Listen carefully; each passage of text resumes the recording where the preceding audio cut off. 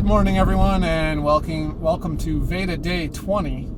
Today's topic is, what is your favorite TV show? So, I looked through a list, just wanted to refresh my memory. I don't really watch a lot of TV, and I looked through a list of the top 100 TV shows according to experts, and a lot of my favorites were on there. I really like Firefly and the Star Treks. My favorite Star Trek was Voyager,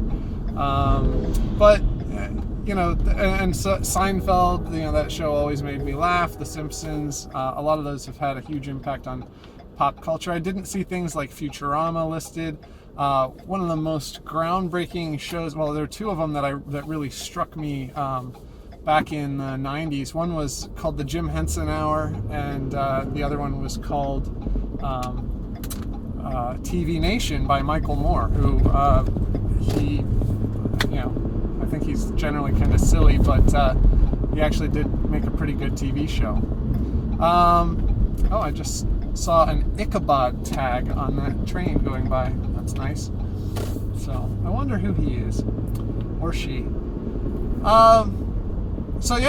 Just thinking about what my favorite TV show is, and I think the best way to assess that is not to go through someone else's list and see what you like, but to actually go and think about what I like to watch the most, what I think I get the most out of. And honestly, I mean, it may be no surprise to fellow YouTubers or YouTube viewers like yourselves, but I don't really get a lot out of TV. When I have free time, I usually don't tune into broadcast television anymore. I think a lot of people are going to things like Netflix and YouTube.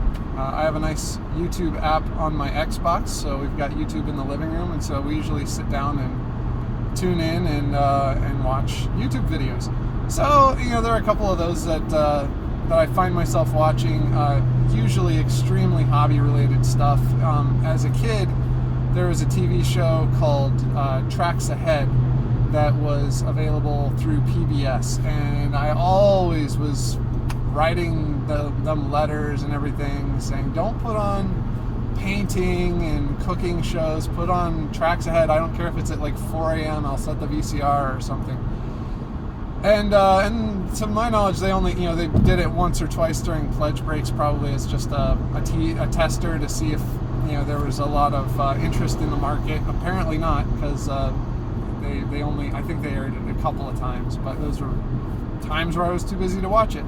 Now I actually get access to Tracks Ahead through a subscription video service. It's called Model Railroader Video Plus, and I like that service. It's actually helped me get a lot further in my model railroading, and they have interesting shows. There's one called Rehab My Railroad, where it's kind of like This Old House for model train layouts, and so they go to someone's large in-basement built-in model railroad, which they take constant maintenance and upkeep, and they go and they work out some problems, like, this section of track has never worked right. I get derailments on this switch or turnout, and I don't understand why, and so they'll go and they'll look at it, and they'll help do common projects like installing a railroad crossing, or making a hillside look better, or showing how to do realistic water. And just seeing other people do it every step of the way, that's really helped me gain, I'm like, oh, I can do that. And so I've had a lot of successes by doing that, and I look forward to having a few more. But really, fundamentally, I get a lot of enjoyment out of that, but that's like a hobby, and that's when I have time. So I watch it, and it's kind of research, and then I can go and apply that research later, and I'm happy then. So it's kind of deferred gratification. But when it comes to a show that I just enjoy watching on many levels, it's actually the YouTube channel of Stefan Molyneux. He also has a podcast. It's called Free Domain Radio, and you can search for him. He's extremely popular on YouTube. He's got quite a following, and one of the things that really attracted my attention to him is that even though his sometimes his videos are kind of angry or controversial, but it's not like in an aimless sense. He's upset that people aren't taking extremely serious threats to our future seriously, and he tries to make a case. But one thing is, if you're going in to start watching the show, you'll probably want to listen to his free audio book. It's also available like on Kindle for like $1 on Amazon or something. But it's like extremely, like, it's free in a lot of formats, but if you want it in your specific format, it might cost you $1 or something. But he has this book called Universally Preferable Behavior. And in it, he just lays out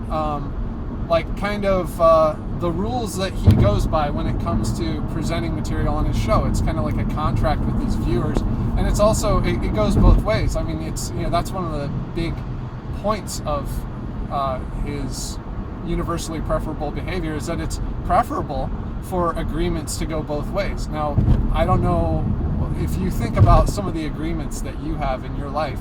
I'm guessing that a lot of them are not bidirectional, meaning that they don't apply equally to you as the person who made the contract. For example, an employer might say, we reserve the right to change any of these rules at any time without notice, and if you don't like it, your only recourse is to quit.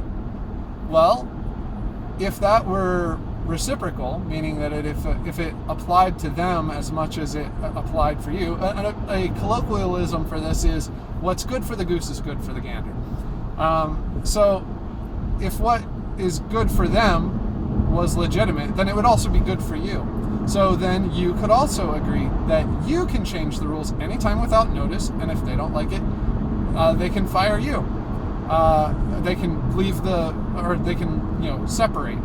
And so, in a sense, that's really kind of how it is, because from a practical sense, employers can make any rule they want, and you can either obey the rule, and you might not necessarily even keep your job if you obey all the rules, or if you're really valuable to them, you might break lots and lots of rules, even major rules, and still keep your job. I was talking to a friend of mine. I grew up with him, and he inherited a large engineering firm from his dad. And all over their property, the business property, they have all these signs that ban firearms. And he was telling me one day, we were having lunch, and he was telling me that one of their employees brought in a firearm, and I don't know if it was loaded or not, but and that does make a difference, because unloaded firearms, they're paperweights, and maybe you could hit someone with them, but they're not going to shoot anybody. So anyway, this guy brought in a gun to work and was showing it to all his coworkers, not in a menacing way, just like, hey, check out this cool gun I got. And that was clearly a violation of the rules. I mean, they would fire, it's a fireable offense according to my friend.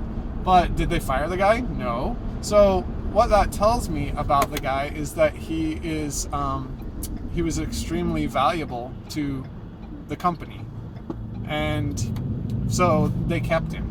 They thought it was going to cost them more to replace him than to, fire him for, what ultimately, I assume it wasn't loaded because he was showing it to everyone and all this kind of thing.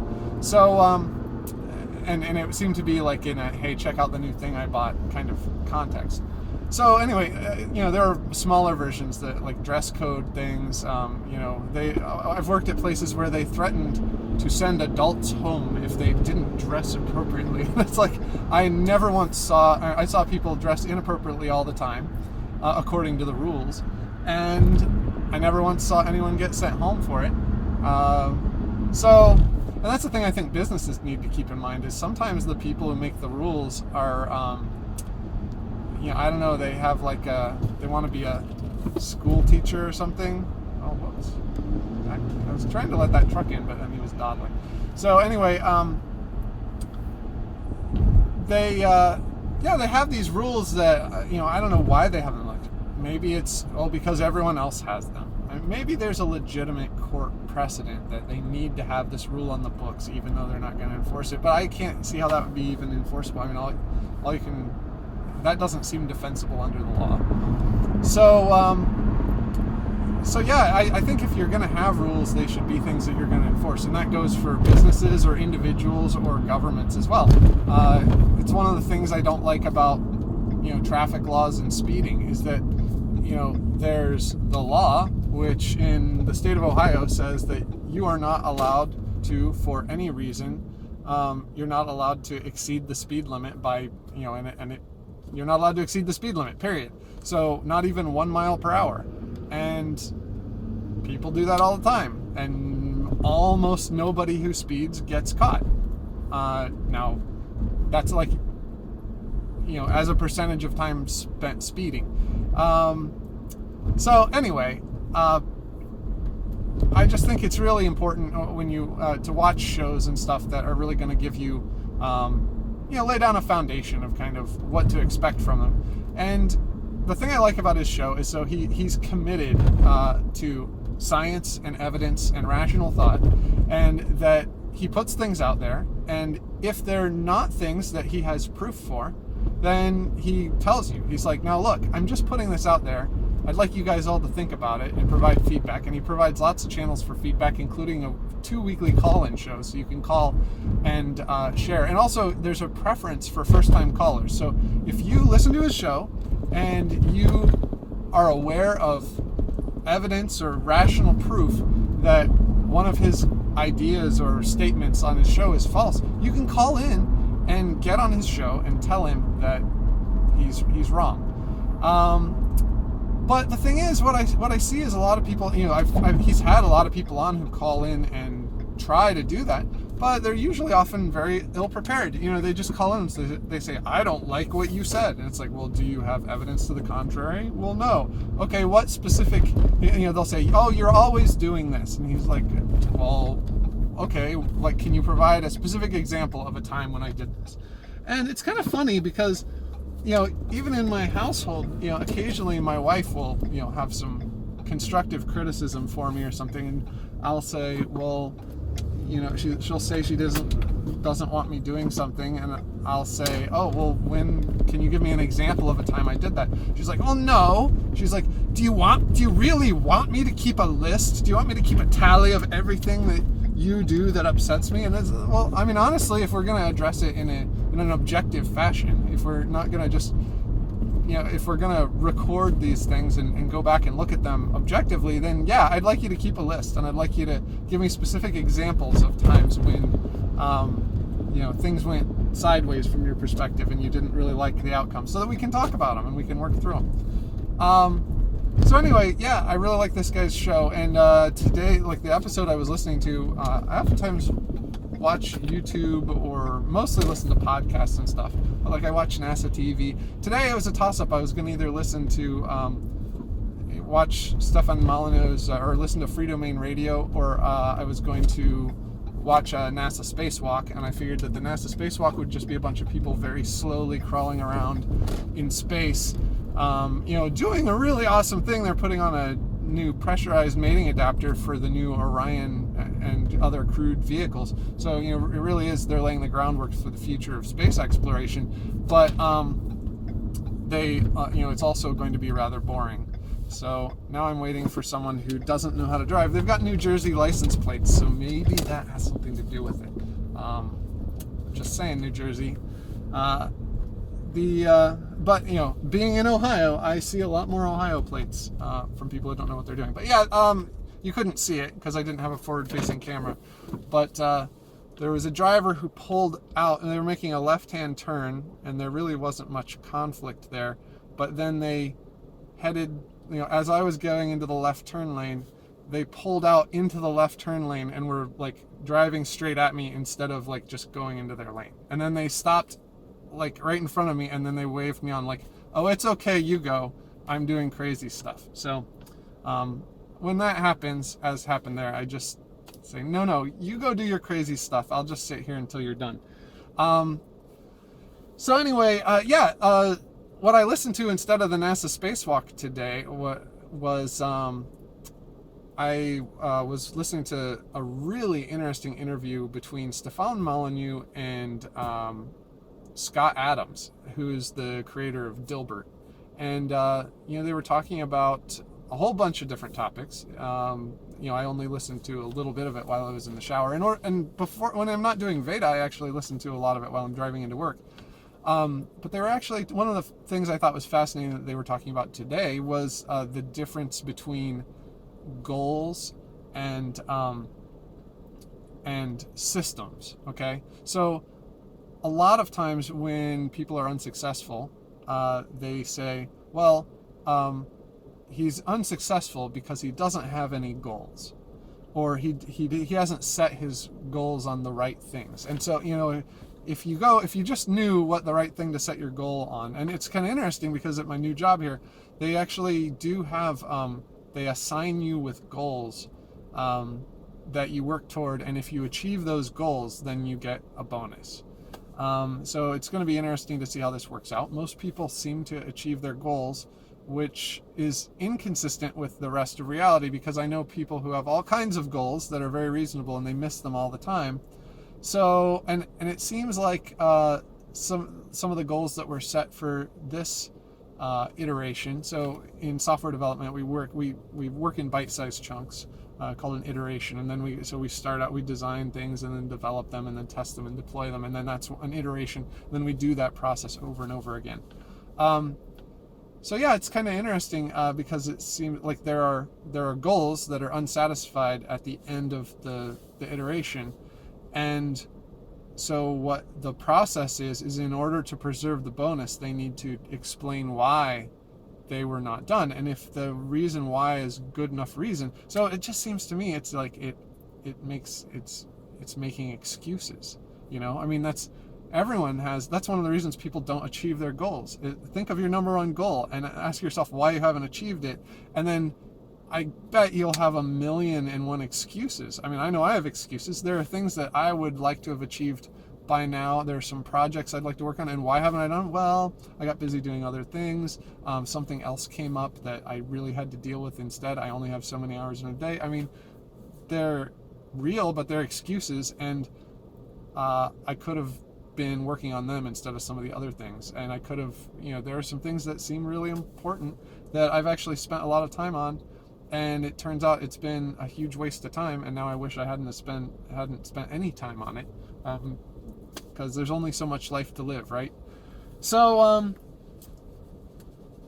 yeah, so I highly recommend listening to the show. The thing that's kind of troubling is that occasionally, like when he has his call-in show, sometimes it's like Jerry Springer. I mean, these people call in and they've just led really messed up lives, and they don't understand that, and that's why they're calling in. They're like, what's going on in my life?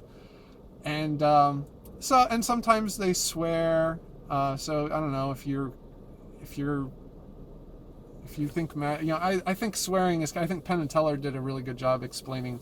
They had a show called Bullshit, and they explained why swearing is bullshit. And the main reason is that swear words change all the time. Like the reason that we have light and dark meat when referring to parts of a turkey that we're eating are because originally they were called breast and thigh meat, but in Victorian times, apparently breast and thigh, even in the context of parts of a turkey, was considered too risque, so they renamed them. So once again, a thing from being a software developer, I can't see how you can be shocked by swear words and be a software developer, because it's just renaming a variable. Okay, so you've got this concept of breast or thigh, and that may be, you may have very, I don't know, erotic associations with breasts and thighs. Hopefully not within the context of turkeys, though. That's the weird thing, is like, when you're talking about a turkey, it's totally different. It's just a word. So being shocked, that just kind of, that seems like someone who's maybe a little unbalanced if they're, getting aroused by that. And also the people who get upset when they see a woman breastfeeding.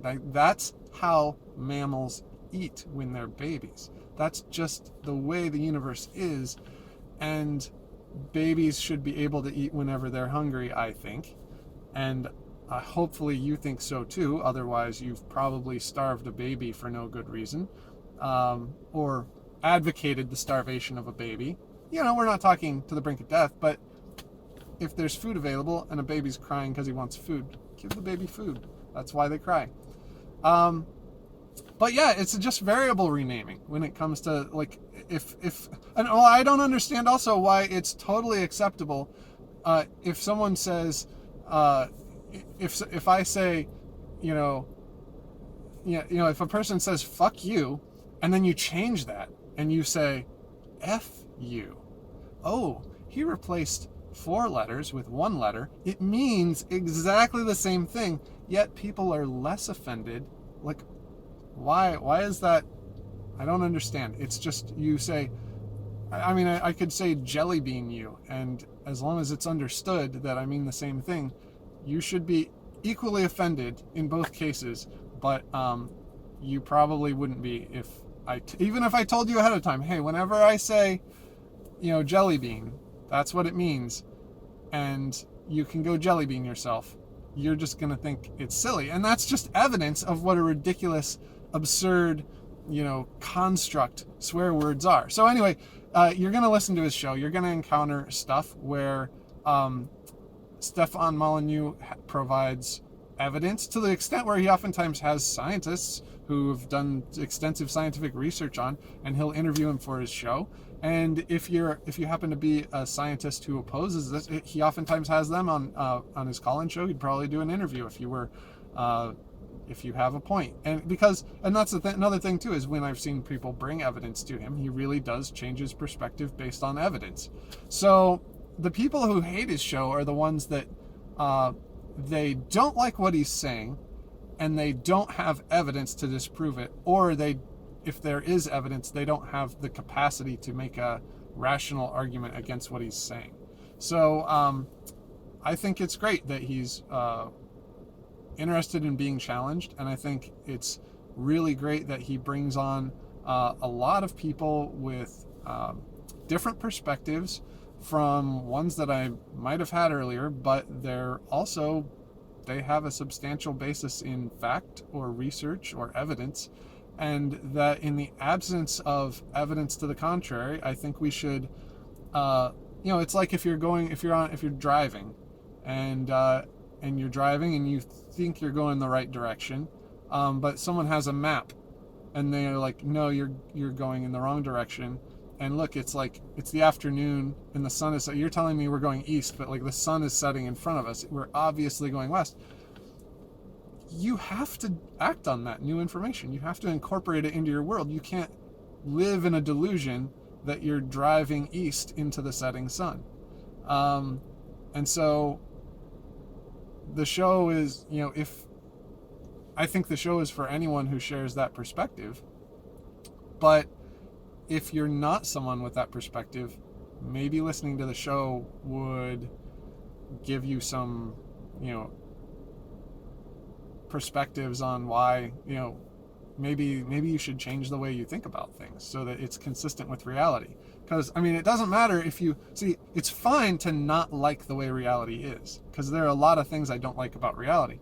But if you lie to yourself by, maintaining these constructs, then you're telling yourself things are okay when they're not. And so you're postponing dealing with them, And so I think it's best to start from reality, base that on rational empirical evidence, scientific research, and rational thought, and then figure out, within the context of how we understand things to be, where can we go from there? And, so that's where I see a lot of problems. Like I was telling you, I think I was talking to a guy about Teslas the other day. I provided him with some data that conflicted with what he was saying, and some perspectives that he was a writer and I'm an engineer, and I've worked on building experimental cars before when I was in college. So there's a little bit of expertise there that I have that I can offer a perspective maybe he hadn't considered.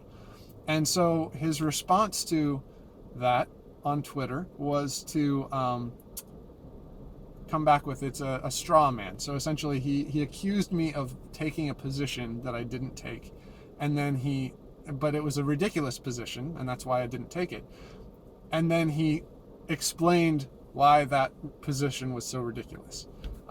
So you can look up straw man fallacy online and learn a lot more about it. There are things that people do. Oh, that was another great thing from the Scott Adams interview. He was talking about how amazing it is that we live in a world, we've built a system where even though people fail at what they're trying to accomplish 90% of the time, we still on the overall achieve success and progress. And what an amazing and wonderful system that is. That even people, like, you could work for a company that's failing, but right up until the point where it fails, and it's still able to sustain itself and keep people employed and all this stuff. I mean, it's even while it's failing. That kind of thing is really amazing. And so I hope you listen to at least that episode, because I found it really interesting. But yeah, you gotta go and assess. You gotta create a model for the world and try and apply it to the world. And where it doesn't, where things don't fit, you got to find out why. And then when you find out why things aren't fitting in your worldview, you really need to try and accommodate those in. And I think that's a challenge that everyone should face. But I don't think it's a challenge that people are going to face if they're watching most TV shows. So I would encourage you, next time you sit down and you want to, I mean, a lot of people, they want just some kind of escapism. I think video games are better for that. But yeah, check out this guy's blog. I don't even know. He does so many things. It's all mixed media. So his podcasts are online as YouTube videos, and he actually records them as YouTube videos and turns them into podcasts. But anyway, check out Stefan Molyneux's stuff. I'm sure you'll find something interesting about something happening in your neck of the woods. But at the very least, listen to his interview with Scott Adams, because Scott Adams is a really bright guy. Stefan is a very bright guy. And they just had a lot of interesting discussion in the part of the podcast I saw. So anyway, I got to wrap it up. I got to get into work. And just remember to, if you have any comments, be sure to add them in the comments field. I'd love to talk about them. If you like the video, then like it. I'm also curious about what do you guys think of this camera angle? I'm trying to frame the shot so that you can kind of see a little bit of what's going on around me while I'm talking. But yeah, if you'd like it, I don't know, more centered or more zoomed in or something, I can try to accommodate that kind of stuff. Yeah, like and subscribe if you want to see more, if you want to take more rides to work with me. So, and by all means, I'm going to put a link to this podcast episode and hopefully the video of the interview with Scott Adams in the description, so that you can find it more easily. But yeah, let me know if you watch it. Let me know what you thought of that too. So I'll see you tomorrow.